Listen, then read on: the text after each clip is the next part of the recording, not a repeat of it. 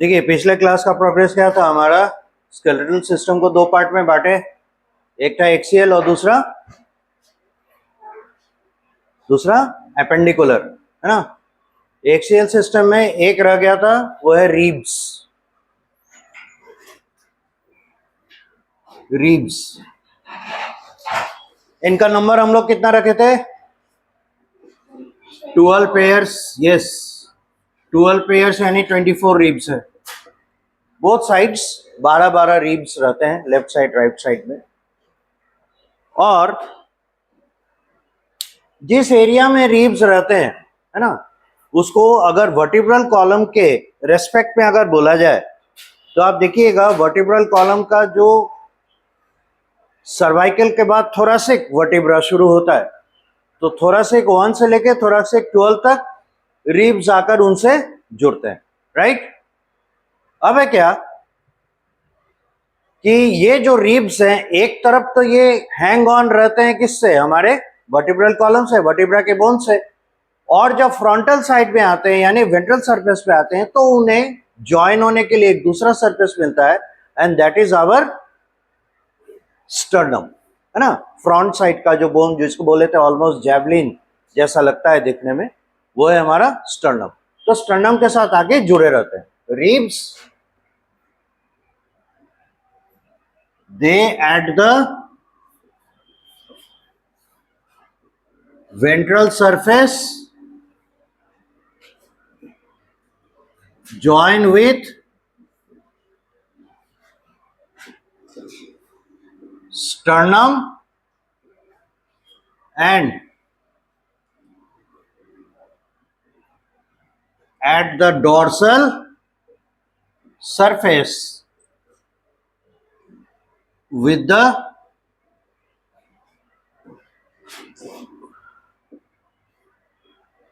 bones of vertebrae। ये था। दूसरी चीज आप देखेंगे, ये जो रीब है जहां पे वर्टिब्रा से जुड़ रहा है उसका पीछे का साइड हो गया, है ना, बैक साइड में आके जुड़ेगा यानी डॉर्सल सरफेस पे। तो वहां पे कहा जाता है इसके पास दो आर्टिकुलेटिंग सरफेसेस है, ठीक है, इस तरीके से, है ना, एक ऐसे जुड़ा एक ऐसे जुड़ा। वर्टिब्रा में ऐसे स्पेस रहता है, ठीक है, ऐसे। और इस तरह से समहाउ अगर वर्टिब्रा को, एक वर्टिब्रा को हम इमेजिन करें तो जो रीब आएगा वो एक ऐसे ऐसे जुड़ेगा, मोर और less.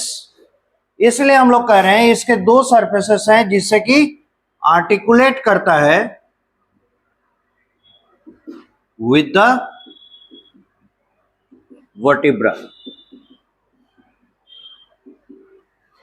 Articulates with the vertebra.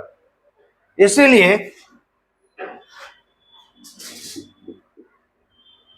two surfaces to articulate with the vertebra. So at dorsal end they are dicephalic.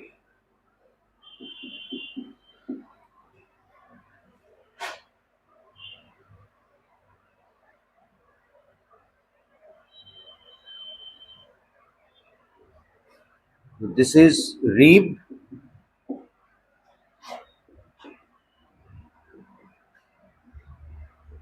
bone of vertebra,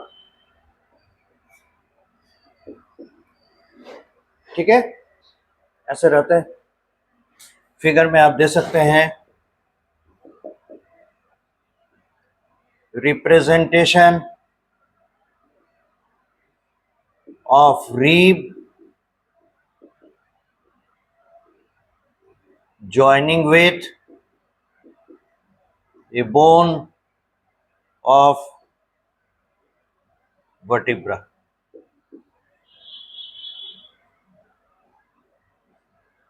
This is how we can show it, ठीक है। अब आगे बढ़ते हैं। इसमें रीब नंबर 1 to 7 इन्हें कहा जाता है ट्रू रीब्स। रीजन क्या है?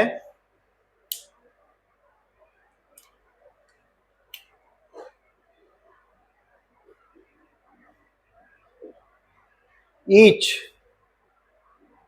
Starts from the vertebra and aimed at sternum by joining with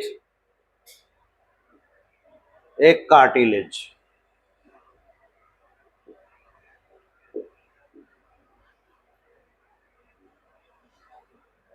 तो एक हाइलिन कार्टिलेज के मदद से स्टर्नम के साथ ये जुड़े हुए रहते हैं। ठीक है, 1 से लेके 7, इसीलिए इन्हें ट्रू रीब्स कहा जाता है। नंबर 8, नंबर 9, नंबर 10 ये जुड़ते तो हैं वर्टिब्रा से, लेकिन आगे आके वेंट्रल सरफेस पे आके ये स्टर्नम से नहीं जुड़ते। 7th रीब से with the help of the cartilage वो जुड़ते हैं। रीब नंबर 8, 9 एंड 10 इन्हें कहा जाता है फॉल्स रीब्स और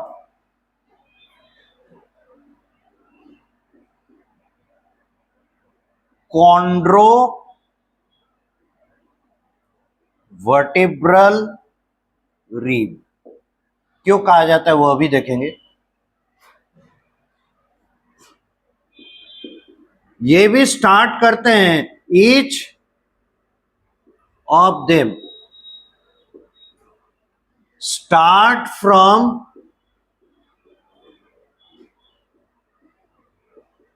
vertebra but end by joining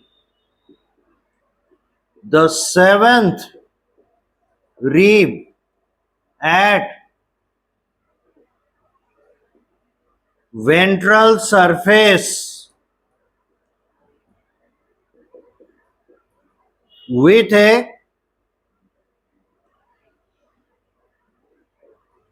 cartilage hyaline cartilage type. तो कॉन्ड्रो टर्म जो है, chondro term stands for cartilage और वर्टिब्रल वर्टिब्रा। तो एक तरफ वर्टिब्रा से जुड़ा, दूसरे तरफ आके एक कार्टिलेज के मदद से स्टर्नम से जुड़ रहा है। स्टर्नम से नहीं, एक्चुअली 7th रीब से जुड़ रहा है। तो इसीलिए इसे कॉन्ड्रोवर्टिब्रल रीब कहा जाता है। ये 3 होते हैं, number 7, sorry number 8, number 9 and number 10।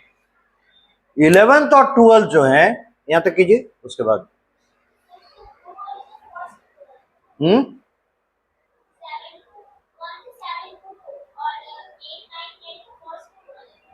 False रीब कहा जाता है। यही रीजन है कि ये आके स्टर्नम से नहीं जुड़ते, ये 7th रीब जो है उससे आके जुड़ जाता है, इसीलिए। और 11th और 12th तो और भी महान है, वो आके आगे जुड़ते भी नहीं, पीछे की तरफ से जुड़े रहते हैं, इसलिए उन्हें फ्लोटिंग रीब्स कहा जाता है। ये एक रिप्रेजेंटेटिव डायग्राम है जिससे हम एक अंदाजा लगा सकते हैं कि हाँ किस तरीके से ये है ना रीब्स वर्टिब्रल कॉलम के बोन से और आगे जाके है ना स्टर्नम से जुड़ेंगे।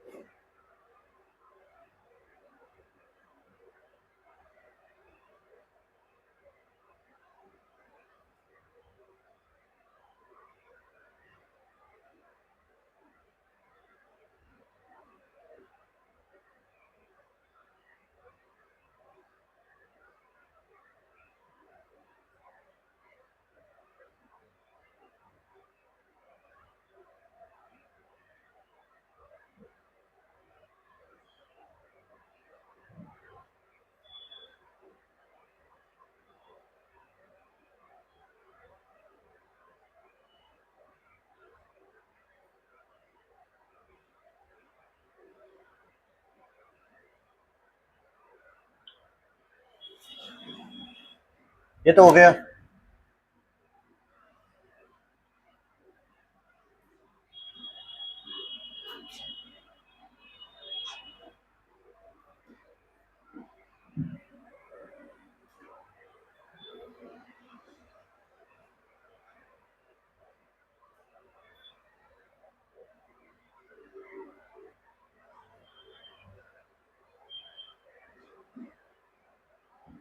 The name of the bone सबने याद किया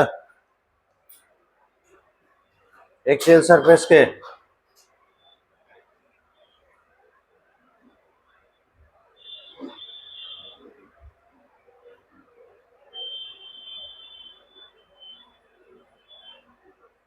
टॉपिक्स का भी आगे बढ़ रहे हैं।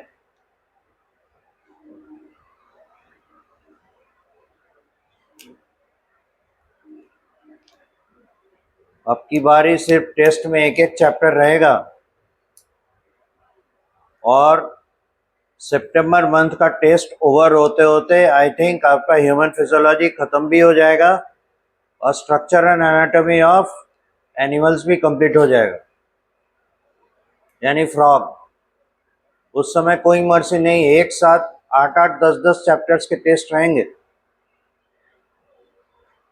इसलिए अभी से अगर आप लोग अपने आप को अप टू डेट नहीं रखते, आगे चल के बहुत दिक्कत होने वाला है।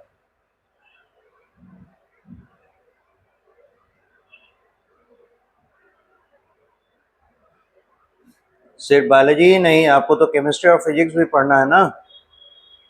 तो जब तक आप सिस्टमेटिक नहीं होइएगा, रीडिंग आवर्स नहीं बढ़ाइएगा, बहुत दिक्कत आने वाली है। ये पहले ही से समझा दें।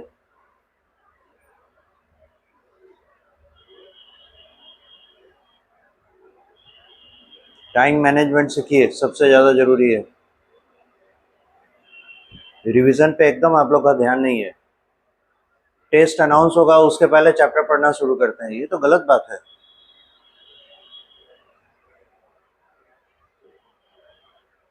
हो गया इधर का diagram?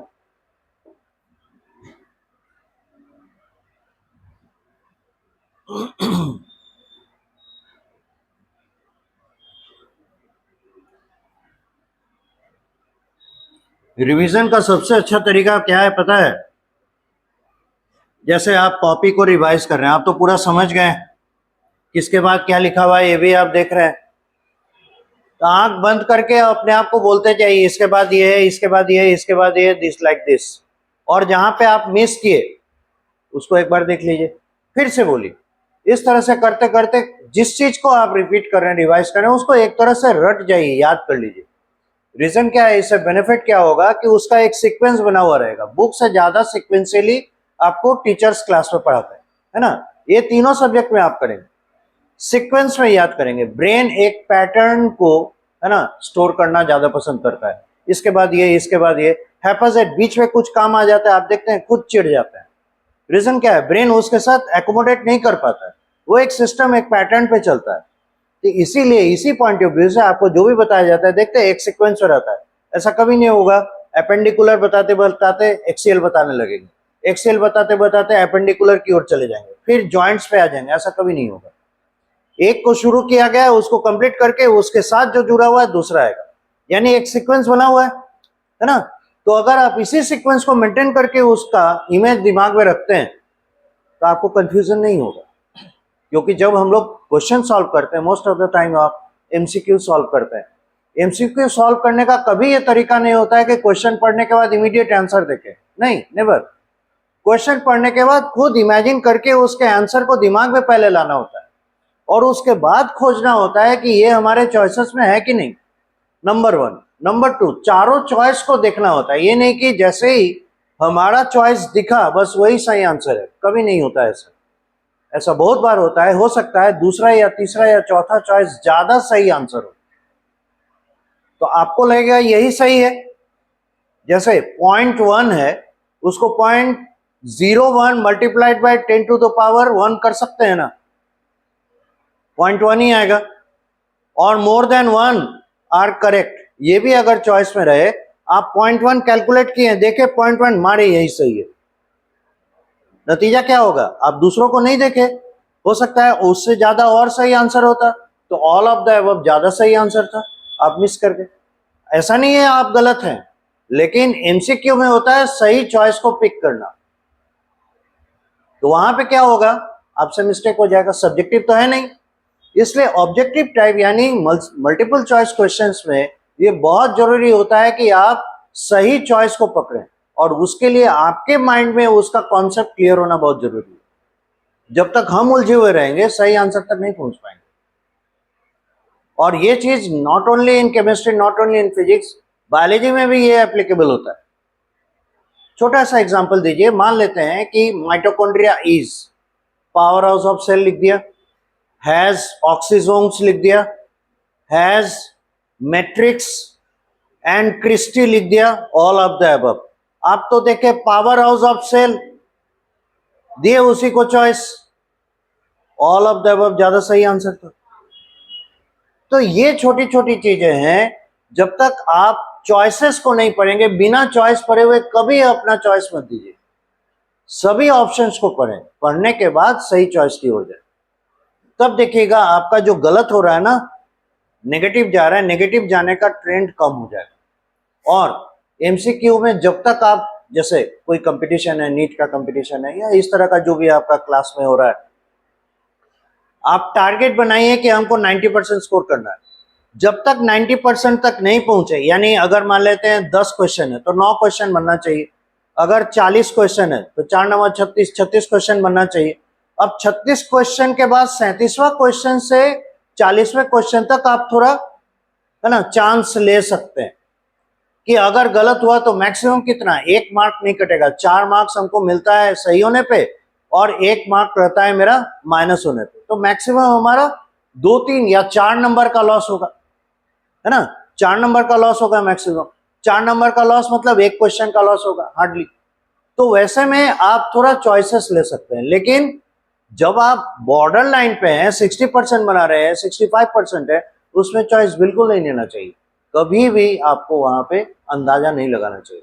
Most of the time क्या होता है, उसमें गलत ही होता है, पर इसमें गलत भी हो गया नो मैटर, हम सेफ जोन में, तो हम 4 नंबर खर्च कर सकते हैं। लेकिन सोचिए अगर वहां पे 2 नंबर और आ गया, तो आप 4 का रिस्क लिए ना, 4 क्वेश्चन का, तो अगर सही, अगर 2 गलत होता है कितना कटेगा, 2 नंबर, और 2 सही होता है कितना मिलेगा, 8 नंबर, तो आपका लॉस उसमें कितना होगा, 2 नंबर का।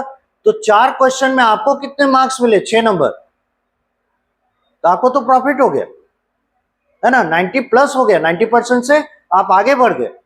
तो कहने का मतलब है जब आप बहुत ज्यादा सेफ हैं तब आप अंदाजा लगाइए, और वो भी एलिमिनेशन राउंड में जाके जो 2 गलत हैं उन्हें हटा दीजिए, तब आपके सही होने के चांसेस 50% रहेंगे। This all is game of probability. इन सारी चीजों को ध्यान में रख के अगर आप क्वेश्चन सॉल्व करेंगे तो आप एमसीक्यू में एक्सेल करेंगे, आगे बढ़ेंगे। और नहीं लग रहा है कि यही होगा, बस वहीं पे गलती हो गया। इसीलिए कहते हैं बार बार, जैसे ही आप यहां से जाएं, घर जाने के बाद पहला काम होना चाहिए, जो आज हम पढ़ के आए उसको एक बार बढ़िया से रिपीट कर लें, और जो याद करने वाली चीजें उसको याद कर लीजिए। और याद करने का सबसे आसान तरीका है 4 बार लिखिए, 5 बार अपने याद हो जाए। लेकिन कभी भी क्लास नोट्स को जाके फेयर मत कीजिए, it's simply wastage of time. आप उसको पढ़िए, जहां पे नहीं समझ में आ रहा है स्टिकी नोट्स आते हैं, उसको ऐड करके उसमें आप एक्सप्लेन कर लीजिए अपने आप को खुद ही, और फिर बुक पढ़िए, जो एक्स्ट्रा इंफॉर्मेशन मिल रहा है उसको वहीं प्लेस कर दीजिए। 10 दिन 12 दिन उसको देखने के बाद आपको लगेगा अरे ये तो फालतू है, हम जानते हैं इसको, नोट्स को हटा दीजिए, दूसरा पैड लगाइए, वहां पे दूसरा नोट लगाइए, उस पे आपको जो लगता है हाँ अब इतना चीज जानते हैं, अब इसको और शॉर्ट करना। इस तरीके से आप अपने आप को लेकर अगर चलेंगे तो देखिएगा more and more effective study आपका होता जा रहा है। तो ये परपिचुअल टास्क है, लगातार लगे रहना पड़ता है, ऐसा नहीं कि छुट्टी है तो हम भी छुट्टी में चले गए, नेवर। अभी जैसे हमारा फेस्टिव सीजन आ रहा है, 2 दिन 3 दिन 4 दिन ऐसे कर करके बीच में आपको गैप मिलता ही जाएगा, तो उसमें पढ़ना नहीं छोड़ना। एनीवे, सो ये हमारा एक्सियल वाला था। अब आते हैं एपेंडिकुलर।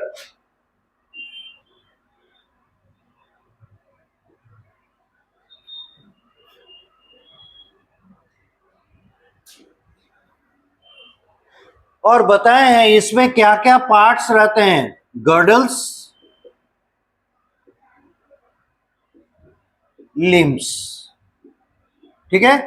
इसे हम लोग दो पार्ट में बांटते हैं, गर्डल्स एंड लिम्स। गर्डल में फिर दो है, बोलिए।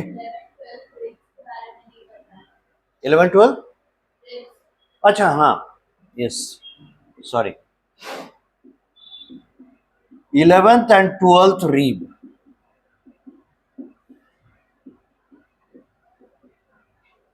start at each starts at the vertebra, but in the ventral surface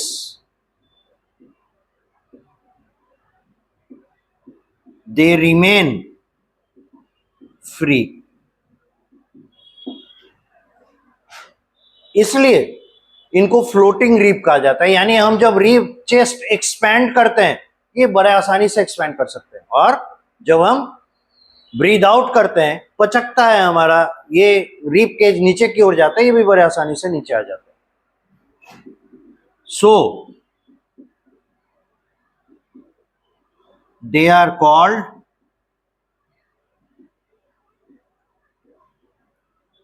floating रीब्स।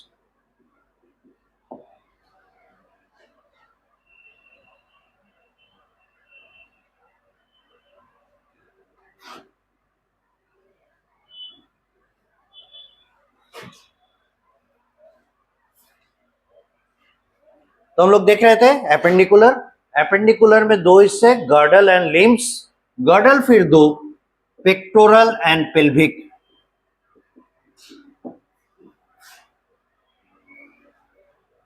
ये बनाता हमारा शोल्डर,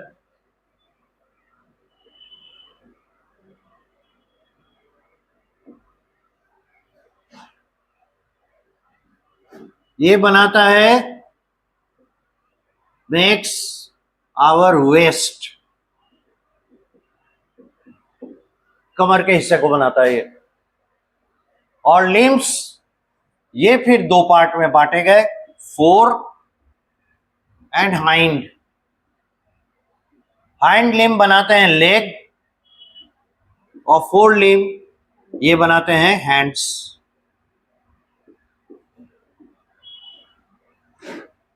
दो होते हैं। अब नंबर ऑफ बोन्स बता ही चुके हैं, इसमें 30, इसमें 30, इसमें 4, इसमें 2, टोटल 126। अब देखिए इनके डिस्ट्रीब्यूशन, ये था हमारे पास, है ना, ये जानकारी थी पहले ही दिन से। अब इनके डिस्ट्रीब्यूशन देखें, इधर हो चुका है।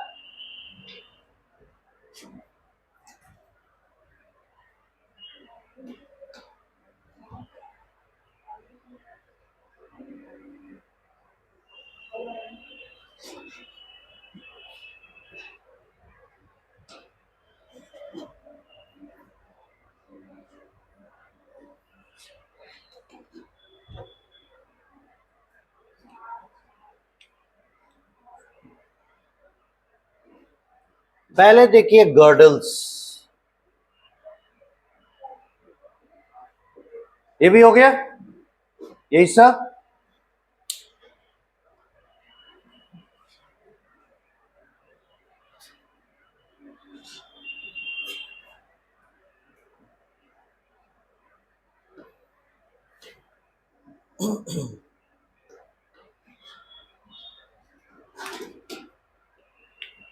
पहला है पेक्टोरल,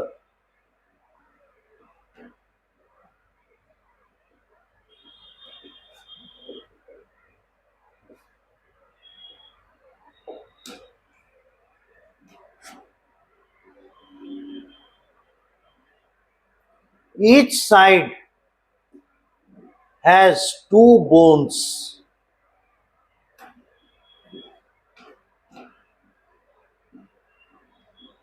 scapula क्लेविकल। याद रखिए किसके हिस्से हैं? एपेंडिकुलर। ये एपेंडिकुलर है तो ये हमें मूवमेंट करने में यानी लोकोमोशन करने में, एक जगह से दूसरी जगह जाने में मदद करने वाले हैं। ठीक है। अब एक चीज सोचिए, जैसे हमारे पास एक कार है, ठीक है, तो कार का मेन बॉडी क्या है? स्टैटिक है, ये हिलता डुलता नहीं है, और जो हिलने डुलने वाला है वो उसके व्हील्स हैं। ठीक है। तो अगर आपको ऐसे इमेजिन करें, appendicular skeleton is the wheel and axial skeleton is the rest of the body of the car. अब सोचिए जरा, कार का पहिया, कार का चक्का अगर कार से जुड़ा हुआ नहीं रहे या ऐसे जुड़ा हुआ है जब तब निकल सकता है, कौन आदमी उस कार में बैठना चाहेगा? नेवर। तो उसका पहिया भी उसके साथ बड़े मजबूती के साथ जुड़ा हुआ होना चाहिए, एट द सेम टाइम इसमें रोटेटिंग कैपेसिटी हो। ठीक उसी तरीके से हमारे एपेंडिकुलर और एक्सियल स्केलेटन के बीच में ऐसा ही रिलेशन रहता है। ठीक है। हमारा जो एपेंडिकुलर सिस्टम है वो एक्सियल सिस्टम से आके जहां मतलब जहां पे उसका एप्रोप्रिएट पोजीशन है वहां पे जुड़ता है, राइट। तब ये सोचिए ये कहां पर आके हमारे गर्डल्स जुड़ेंगे, वन बाय वन देखें। इसके दो हिस्से, एक साइड में एक स्कैपुला और एक क्लेविकल। ठीक है। ये स्कैपुला जो है ऑलमोस्ट ट्रायंगुलर बोन है, ऐसे। ये बैक वाला ये रहता है ना, ये साइड, ये वाला, ये स्कैपुला है।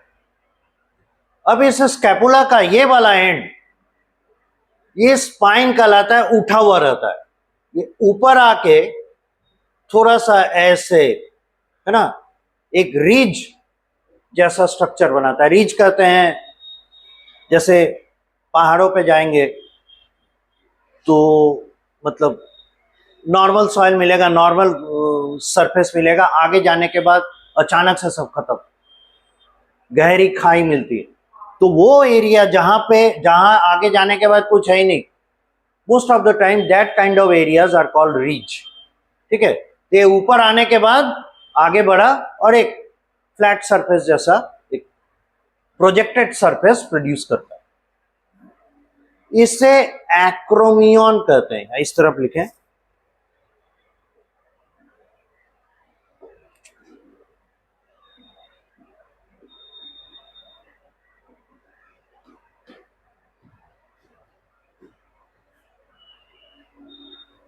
और ये थोड़ा सा प्रोसेस नीचे की ओर आता है, यहां पे एक कैविटी रहता है। इस कैविटी को हम लोग कहते हैं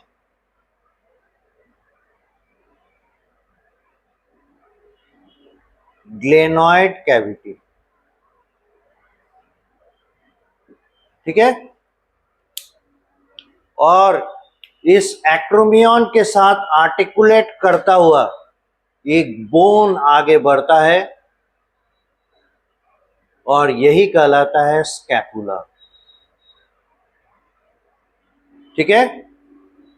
और इसका जो पोजीशन है बिटवीन, किसके बारे में बोल रहे हैं? स्कैपुला का। स्कैपुला की बात हो रही है, between second to seventh rib इसका पोजीशन होता है, between second to seventh rib. ठीक है। अब एक चीज बताइए, कई बार ऐसा किया है, सेकेंड रीब यानी ये वर्टिब्रल कॉलम के कौन से नंबर ऑफ वर्टिब्रा पे आएगा? तो देखिए, रीब कहां से जलगा हुआ रहता है हमारे वर्टिब्रा के? सर्वाइकल से या थोरासिक से? थोरासिक से, है ना। तो पहला रीब जुड़ेगा पहला थोरासिक से, T1 से, और T1 को अगर वर्टिब्रल कॉलम पे पोजीशन नंबर बताएं तो कैमा आएगा?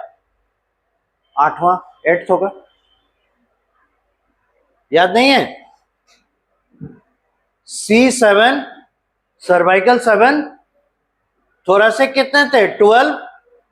तभी तो 12 पेयर और रीब्स इसके साथ जुड़ सकते थे। उसके बाद लंबर कितने थे? 5, है ना। और एक था सैक्रल और एक था कॉकीजियल। ये कल हम लोग देखें। तो अभी हम लोग कहां पहुंचे हैं? थोरेसिक वाले, यानी ये तो 7 ले गए, और ये कितना, ये 1 से 7 होगा, और ये 8 से लेके कितना होगा, 19 तक, है ना। ये कहां से होगा, 20 से लेके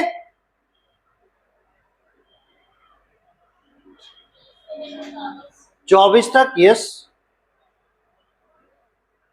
ये होगा 25th, और ये होगा 26th। यानी ये 9th, यहां T2 से लेके T7 के बीच में बोल रहा है ना, तो 9th से लेके कहां तक आएगा, 9 7 16, 16th तक आएगा। तो इस तरीके से इसके पोजीशन को माइंड में हम इमेजिन करते रहे। 9 से 9 7 16, 15वां तक आएगा क्या, 14, 9 10 11 12 13 14 15, 15 तक आएगा। 7th है ना, 2 से लेके 7 तक जा रहा है, 2 से लेके 7 तक जा रहा है। तो ये वर्टिब्रल कॉलम में इसका पोजीशन हो जाएगा। समझ में आ गया। और ये तो एक्रोमियन से जुड़ा हुआ है, आगे की तरफ आ रहा है, यहां से जुड़ा आगे की तरफ आया, और ये जो प्रोजेक्टेड बोन रहता है इसी को हम लोग कॉलर बोन कहते हैं, है ना। ये कॉलर बोन, ये this is not scapula, this is clavicle. Scapula तो यहां हो गया, sorry, this is clavicle. Clavicle की बात हो रही है, और क्लेविकल आगे जाके यहां जो आया, कहीं तो इसे जोड़ना होगा, और ये आके जुड़ेगा हमारे स्टर्नम के साथ। Joins with sternum with a cartilage. Most often hyaline cartilage यहां रहते हैं, उनके मदद से ये हमारे, है ना, आगे की तरफ से आके स्टर्नम से आके जुड़ गए। अब देखिए, ये पीछे की तरफ किसी एक्सियल स्केलेटन से जुड़े क्या, नहीं, आगे के तरफ आके हमारे एक्सियल स्केलेटन से जुड़े। नहीं तो खुद सोचिए, अगर ये एक्सियल स्केलेटन से नहीं जुड़ेगा तो हाथ कहां टंगा रहेगा, इमेजिन, है ना। इसलिए ये हवा में उड़ेगा नहीं, ये हमारे स्केलेटन से आके जुड़ेंगे। This is for sure. अब देखिए, यही चीज, ये हमारा, अगर ऐसे हम खड़े होते हैं तो कौन सा हिस्सा दिखेगा, ऐसे हम खड़े होंगे, ये हमारे पीठ के पीछे राइट साइड, और ऐसे देखेंगे तो दिख रहा है लेफ्ट। तो जब हम ऐसे बनाते हैं, जो मिरर इमेज होता है, तो आप समझ लीजिए जब आपका राइट है तो वो एक्चुअली में लेफ्ट है, और अगर आपका लेफ्ट है तो एक्चुअली में वो राइट है। तो ये हमने जो ड्रॉ किया, ये हमारा लेफ्ट क्या हो जाएगा, राइट साइड का, राइट। ऐसा ही चीज लेफ्ट में भी रहेगा, जिसको बनाने जाए तो बोर्ड के पार चल जाएगा, तो बना नहीं सकते, पर आप इमेजिन कर सकते हैं ये कैसा है। ठीक है, वन साइड लेकर चलते हैं। ये हुआ हमारा पेक्टोरल गर्डल, और पेक्टोरल गर्डल में एक तरफ के दो, दूसरे तरफ के दो, 4 हड्डियां यहां हो गई। अब इसके साथ जुड़ने वाला है हमारा हैंड। ठीक है, तो हैंड की जो शुरुआत होती है, ये 30 बोन्स कैसे आए, इसमें एक होता है ह्यूमेरस, और होते हैं रेडियस, अल्ना, उसके बाद होते हैं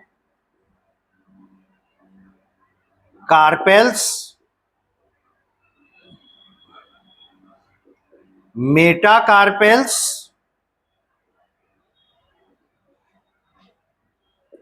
फैलेंजेस। 30 पुराना है। ह्यूमरस होता है एक,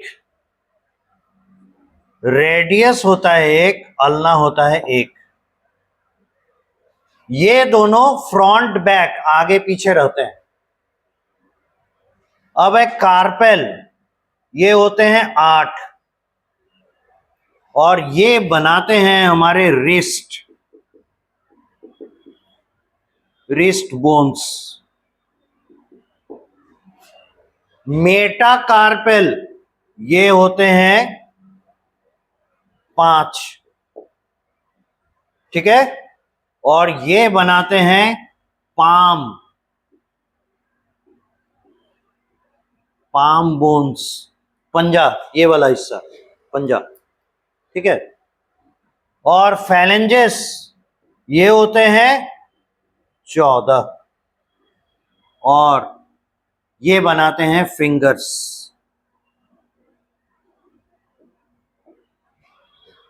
इस तरीके से टोटल जोड़ के देखिए, 14, 5, 19, 19 और 8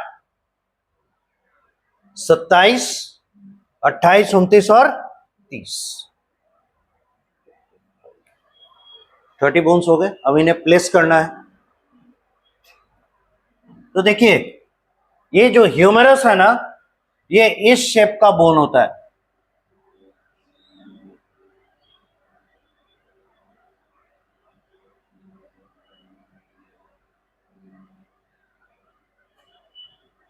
काफी लंबा हो जाएगा, शॉर्ट कर दिए।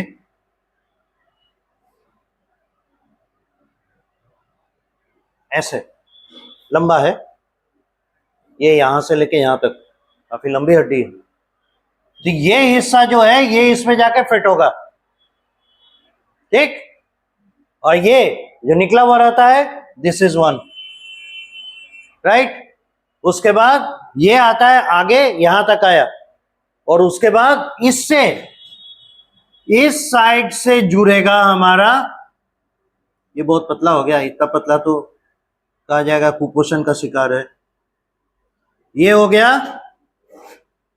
रेडियस आगे की तरफ, है ना, और ये पीछे की तरफ अल्ना। यही कहा गया, ये दोनों एक साथ रहते सॉरी, ये दोनों एक साथ रहते हैं, बैक एंड फोर्थ बनाते हैं। ये पता नहीं चलेगा, यहां अभी आप कुपोषण के शिकार नहीं है। तो कोई दुबला पतला एकदम बीमार आदमी को जाकर देखिए, हर एक हड्डी को पकड़ के आप फील कर सकते हैं कैसा वो। सॉरी टू से लाइक दिस, इससे ज्यादा बेहतर होगा आप किसी शॉप पे चल जाइए जो मेडिकल इक्विपमेंट्स रखते हैं, है ना, उनके पास बोलिएगा जरा हम देखेंगे स्केलेटन, एक बार देख कर आ जाइए, आपको समझ में आ जाएगा। प्लास्टिक का मिलता है, ओरिजिनल अब नहीं मिलता, है ना, तो उससे आपको बढ़िया आइडिया मिल जाएगा। अभी नहीं पता चल रहा होगा, है ना, अभी नहीं पता चलेगा, अंदर की तरफ रहता है। तो सपोर्टिंग बोन है ये अल्लाह, पीछे की तरफ से, और आगे की तरफ से ये रहता है रेडियस, ठीक है। तो समझ गए ये कैसे रहेंगे। अब ये जो है, मान लेते हैं रेडियस का एंड आया ऐसे, और अल्ना का एंड आया ऐसे, ये रेडियस और ये अल्ना।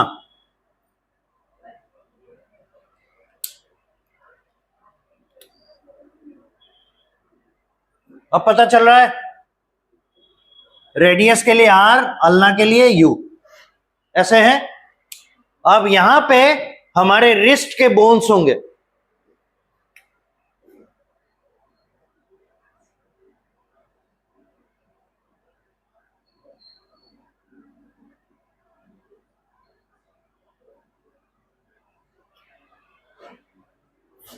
एक, दो, तीन, चार, 5, 6, 7 और 8, 8 हड्डियां, ये रिस्ट बोन्स हैं। और ये कौन हो गए, कार्पेल्स।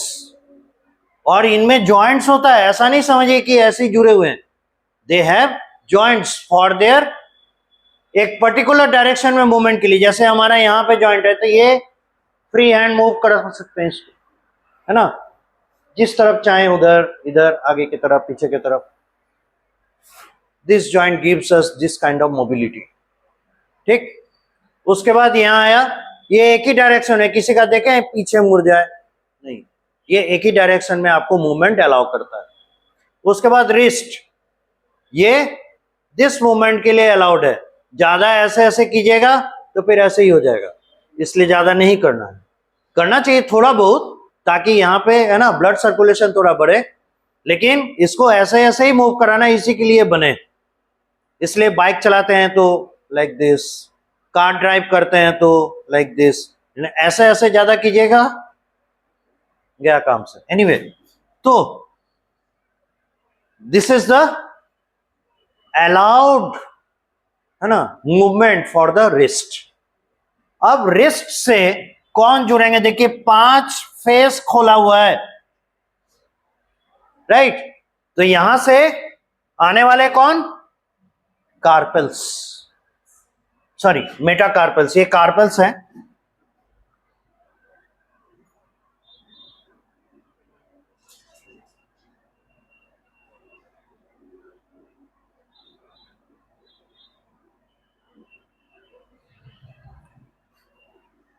ये मेटाकार्पेल,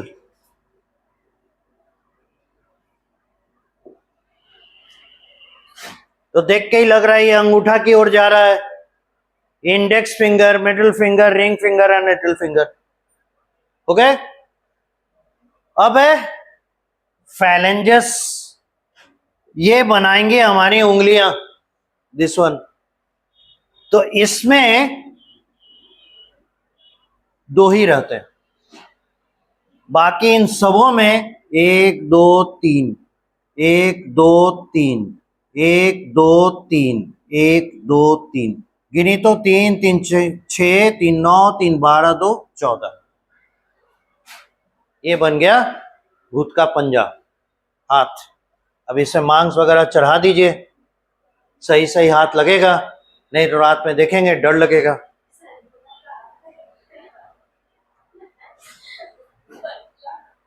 ठीक है, तो हर बात यहां अब नजर आ रही है कौन कैसे बने हुए, राइट।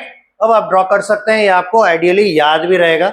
एनसीईआरटी में एक साथ कंपोजिट डायग्राम दिया है तो थोड़ा समझने में दिक्कत होती है, तो अलग अलग कर लेंगे तो आपको अच्छे से ध्यान में रहेगा। ये चार्ट बनाइएगा और थोड़ा स्पेस छोड़िएगा, क्योंकि ये तो पेक्टोरल गर्डल के लिए हम लोग किए है ना, इस डायग्राम को नीचे की ओर बनाइएगा, पेल्विक गर्डल के लिए भी जगह छोड़िएगा और लिम्स के लिए भी, क्योंकि उन्हें हमें लिखना है। इस तरफ लिम्स का हो गया, ये 4 लिम्ब का, हाइंड लिम्ब का भी तो लिखेंगे ना, हाइंड लिम्ब के लिए भी जगह छोड़िएगा। तो चार्ट के लिए इतना स्पेस छोड़ दीजिए, उसके बाद आप डायग्राम ड्रॉ कीजिए, आपको सहूलियत हो जाएगी।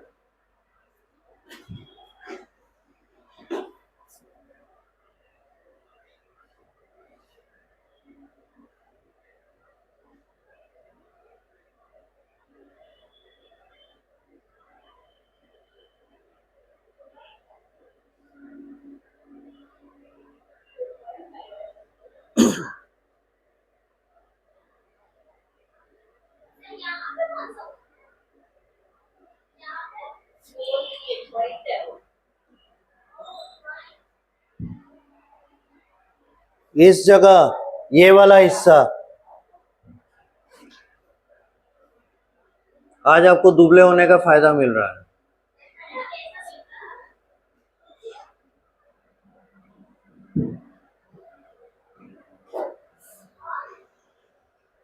आज नुकसान हो गया।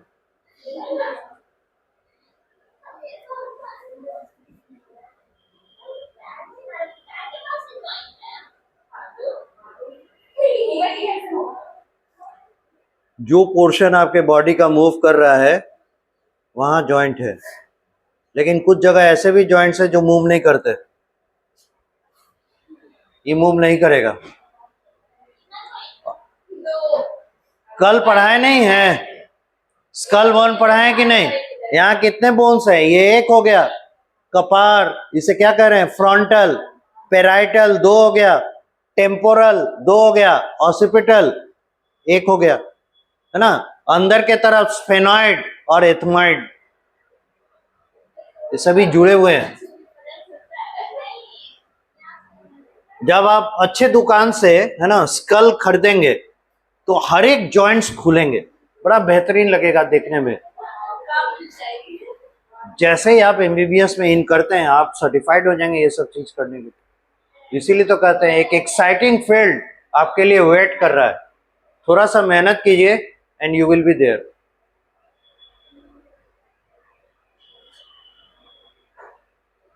बायोलॉजी इंटरेस्टिंग है, बशर्ते कि आपको मन लगे।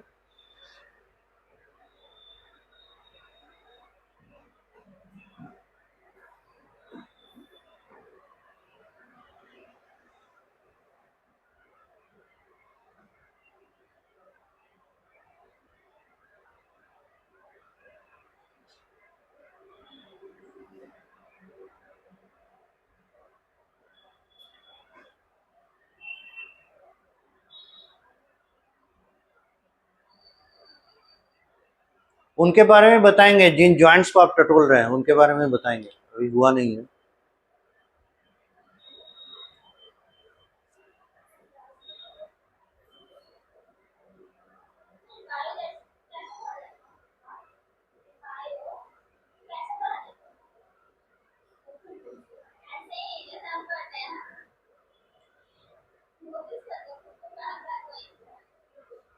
ये बन गया।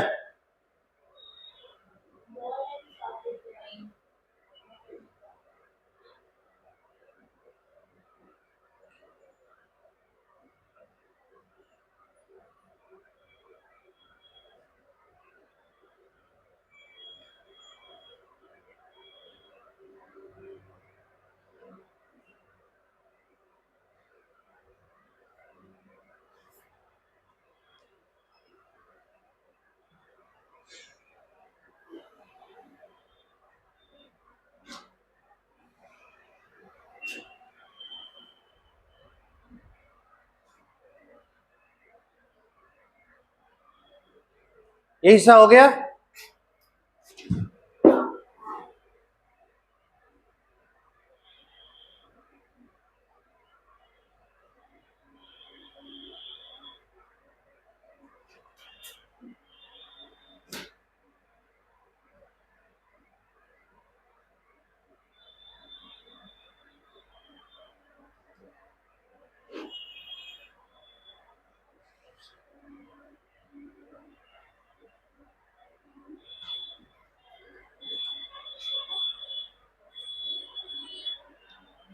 This is of course humorous.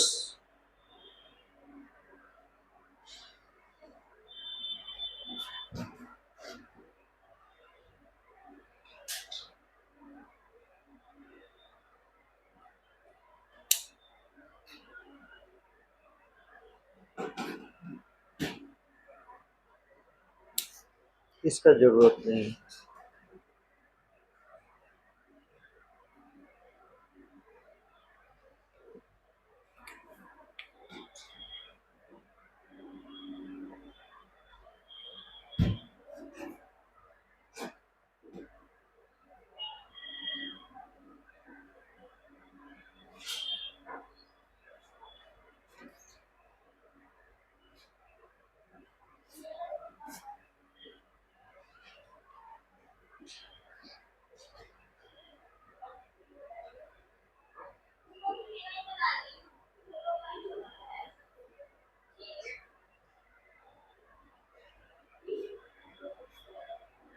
फिर आप लोग शुरू हो गए जिस चीज के लिए मना किए थे।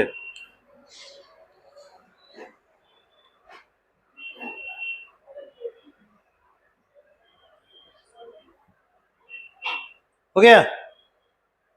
अब देखिए हम लोग आते हैं अगले चीज पे, दूसरा वाला गर्डल, पेल्विक गर्डल, जो हमारे वेस्ट को बनाता है।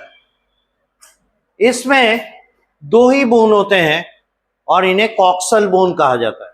पर ये कॉक्सल बोन जो है वो तीन बोन के फ्यूजन से बनते हैं, राइट। पर चूंकि फ्यूज करके एक बना रहा है इसलिए एक ही में गिनते हैं उन्हें। जैसे सैक्रम में, सैक्रम कौन सा वर्टिब्रा है, 25th, है ना, और लास्ट पे कॉकिजियल, ये लास्ट वर्टिब्रा है 26th। पर सैक्रम 5 वर्टिब्री के जुड़ने से, फ्यूज करने के वजह से बने, काफी चौड़ा सा बड़ा सा होता है। पर हम गिनते कितना है, एक। उसी तरह से कॉकिजियल है, ये 4 वर्टिब्रे के फ्यूज करने के वजह से बने, पर गिनते कितना, एक, उसे 5 और इसे 4 नहीं गिनते, अलग अलग नहीं, एक एक करके ही गिनते। उसी तरह से कॉक्सल बोन ये 3 बोन्स के फ्यूज करने से बने, पर गिनेंगे एक। ठीक है, ये मोरलस देखने में कैसे होते हैं,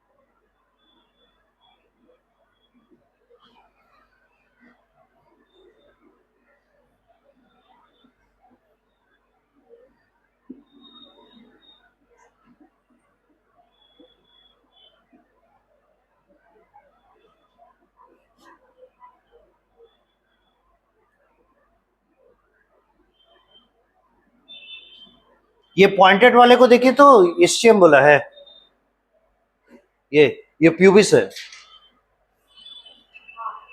प्यूबिस है ना, पॉइंटेड वाला, नीचे के तरफ जो आया है ऐसे कर्व है, इस्चियम ये है, ये प्यूबिस है, sorry, and this is ischium.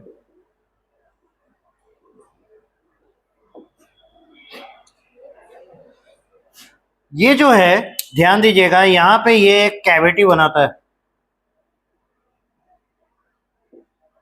एक कैविटी बना रहा है। इस कैविटी को बनाने के लिए इलियम का, प्यूबिस का और इस्चियम का, तीनों का कंट्रीब्यूशन है। तीनों अपने अपने कॉर्नर एरिया से इस कैविटी को बना रहे हैं, और ये है 1 कॉक्सल बोन,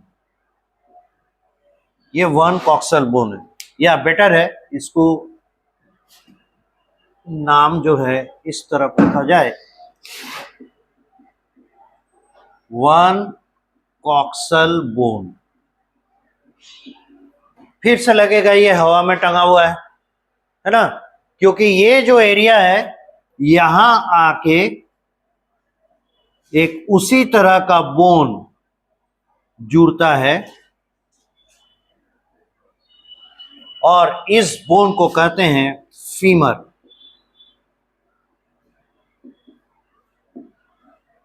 ठीक है, ये बहुत अच्छे से नहीं बना, लाइक दिस, ऐसे रहता है निकला हुआ, जैसे ये था ना ऐसे काफी निकला हुआ उस तरह से, दिस इज फीमर। अब लगेगा एक साइड का ये हड्डी है, ये कॉक्सल बोन एक हो गया, उसके साथ फीमर, ये हमारे एक्सियल स्केलेटन से कहां से जुड़ा हुआ है, ये पूरे हमारे बॉडी का वेट ले रहा है, इसी का हमारा पूरी बॉडी का वेट है ना, तो कहीं से तो जुड़ेगा हमारे एक्सियल स्केलेटन से, तो बैक साइड में पीछे के तरफ आके सैक्रम इससे जुड़ता है।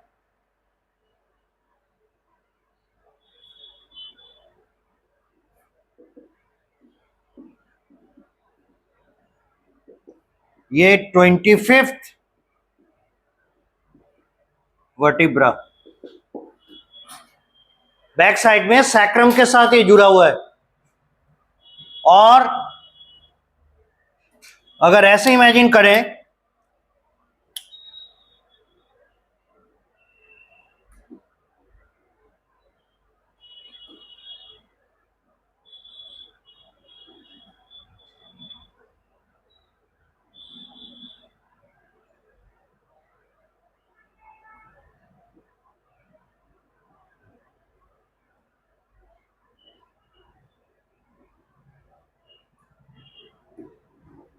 उस साइड वाला सेकेंड कॉक्सल बोन जो साइड है, इसके बीच में ये बैठ गया, तो बैक साइड से ये हमारे गर्डल को एक जॉइंट मिल गया फ्रंट साइड में, ये आगे की तरफ आके, है ना, ये आगे की ओर आके एक कार्टिलेज के मदद से, आगे की तरफ आके कार्टिलेज के मदद से फ्यूज होता है और इसे कहते हैं प्यूबिक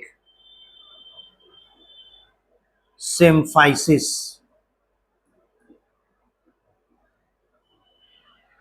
आगे खुद में आके जुड़ गया और बैक साइड में ये हमारे वर्टिब्रल कॉलम से जुड़ा हुआ है।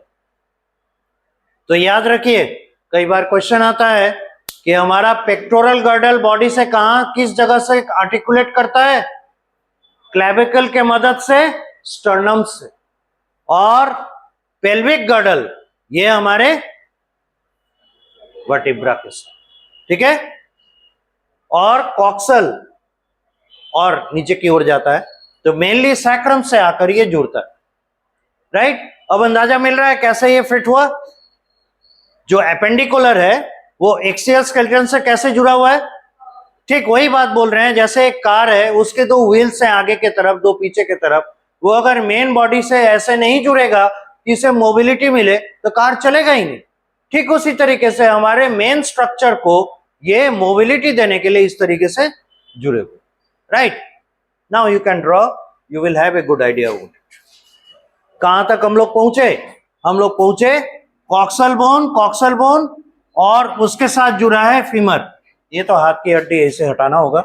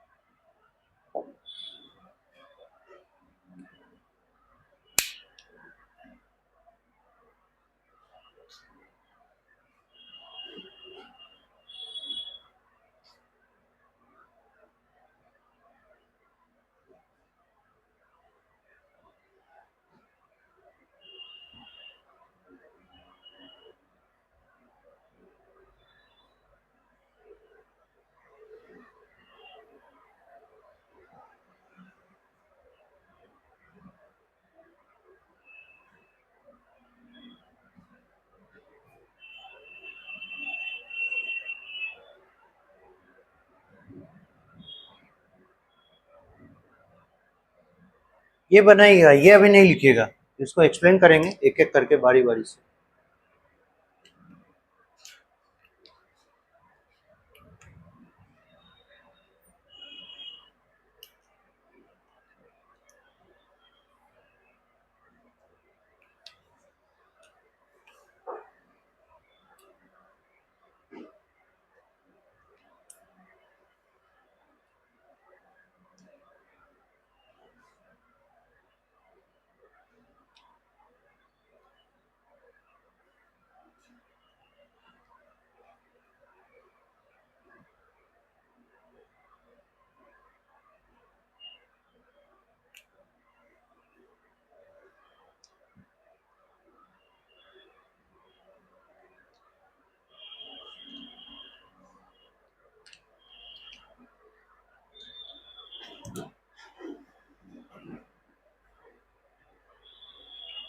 तो 25th है।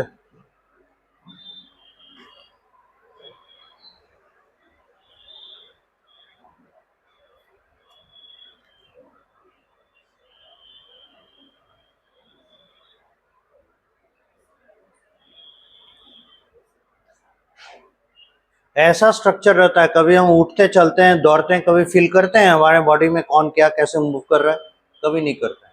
पर अब चलिएगा फिरिएगा तो जरा कॉन्शियस होकर, और जब आप बात कीजिएगा तो बोलिएगा जैसे सर में दर्द होता है किस जगह, फ्रंटल में हो रहा है कि पेराइटल में हो रहा है, कि पेराइटल में यहाँ है, गलत जगह दिखा रहे हैं, टेम्पोरल है,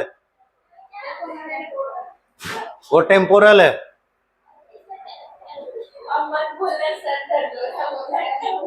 हाँ वही।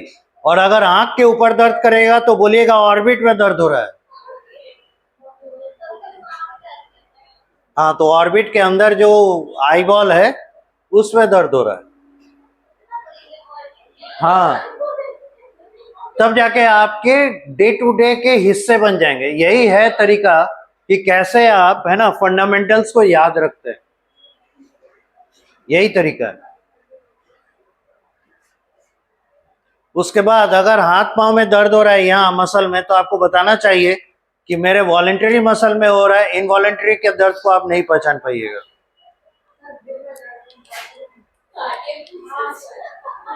वॉलेंटरी मसल में दर्द हो रहा है, फोर आर्म की बैक आर्म, ये भी हो जाता है।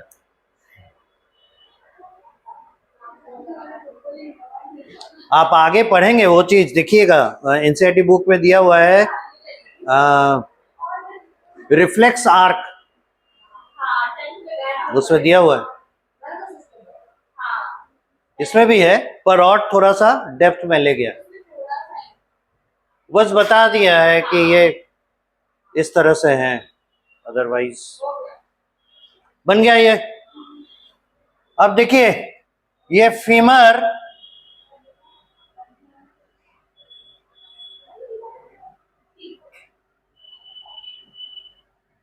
पैर का है, नेचुरली थोड़ा ज्यादा होगा चौड़ा, ये आगे चला,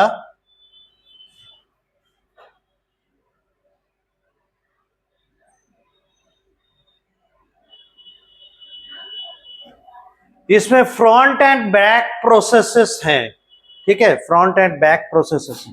यहां पे एक सर्कुलर सा बोन रहता है, इसे कहते हैं पटेला।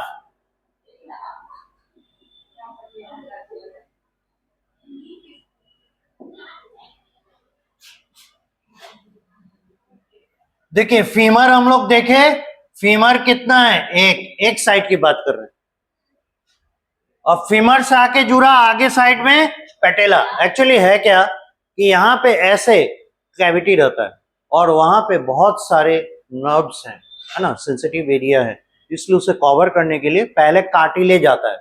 बच्चों का एकदम छोटे बच्चे हैं उनको यहाँ पे हल्का प्रेस करके देखिएगा, वो अंदर की तरफ चला जाता है, वो कार्टिलेजिनस है। धीरे धीरे क्या होता है, उस कार्टिलेज का कैल्सिफिकेशन होता है, कैल्सिफिकेशन होने के बाद वो इस तरह से हार्ड बन जाता है।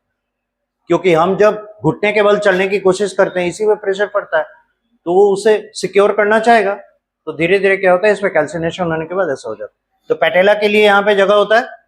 उसके बाद इससे आगे एक चौड़ी सी हड्डी जुड़ती है, यह है टिबिया, और बैक साइड से इसे सपोर्ट देने के लिए एक और बोन रहता है, यह है फिबुला, ठीक है। तो ये आगे जो एकदम चौड़ी सी हड्डी गई है ना, दिस इज टिबिया, ऐसे बैक से ऐसे कर्व होके सपोर्ट देता है, दिस इज फिबुला, राइट।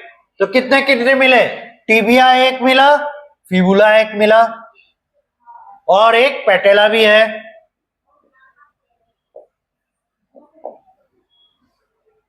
अब ये टिबिया का एंड यहां मिटाते हैं,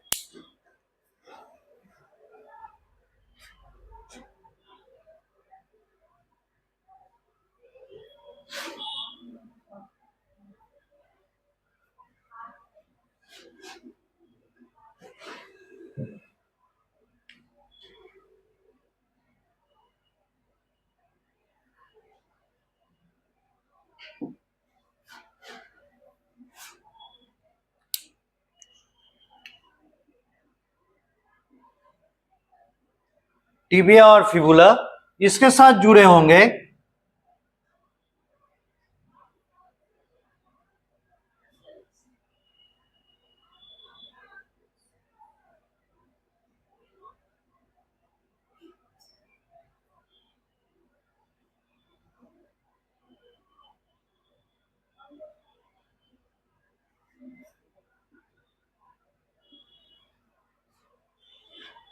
ये है एंकल बोन्स,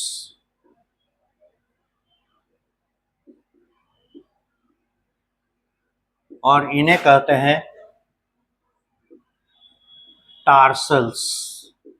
और ये टार्सल्स 1 2 3 4 5 6 एंड 7 होते हैं। तो टार्सल कार्पल जैसा लग रहा है ना, तो कार्पल रिस्ट बोन्स है, और रिस्ट में 8 बोन्स होते हैं, यहां बना हुआ था। और ये एंकल में 7 बोन्स है, एक साइड के एंकल में 7 बोन्स है, और इन्हें कहां गया, टार्सल्स कहते हैं। ये कितने हो गए, 7, और ये बनाते हैं फॉर्म्स एंकल।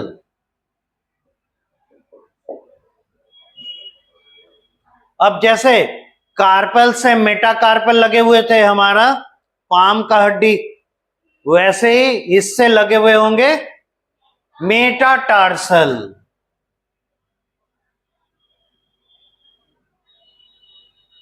मान लीजिए छोटा बच्चा का पंजा है, इसलिए छोटा छोटा दिखाई दे रहा है, बड़ा होता तो इतना बड़ा बड़ा दिखाते, मान के चलिए, ठीक है। तो ये हो गया metatarsal, metatarsal, metatarsal, metatarsal and metatarsal. कितने हो गए, 5। किसी के भी पैर के पंजे में 5 हड्डियां होती हैं, तो दिस इज हाउ, है ना। तो ये मेटाटार्सल्स ये हो गए 5, और ये बना रहे हैं फॉर्म्स आवर फुट, पंजा। और जस्ट लाइक अर्लियर फैलेंजेस क्या बनाएंगे, इनकी उंगलियां। तो फैलेंजेस फिर पहले की तरह 14 ही होते हैं। तो इसमें अंगूठा, इसमें 2 हो गए,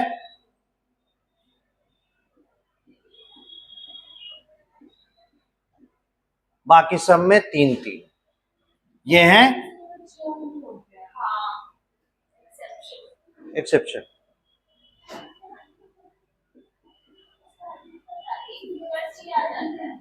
फैलेंजेस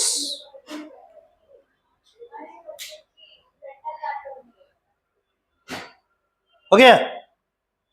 इस तरीके से हमारे अब यहां बोन्स गिनिए, 1 1 2 1 3 3 7 10 10 5 15 15 14 29 और 1 30। तो पैर में भी टोटल 30 बोन्स हो गए।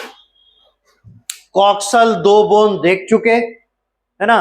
हैंड के 30 बोन्स देख चुके, पेक्टोरल गर्डल के 4 बोन्स देख चुके, और पैर के 30 30 60 हड्डियों को देख चुके। This is how our appendicular system is constituted।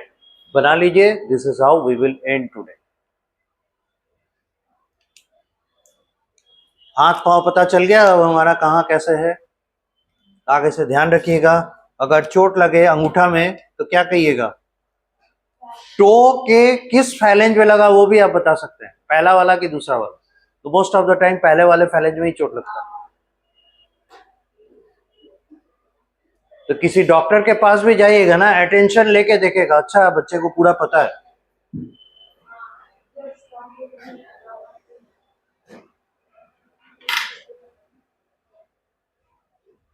ठीक है, पॉज कर दीजिए।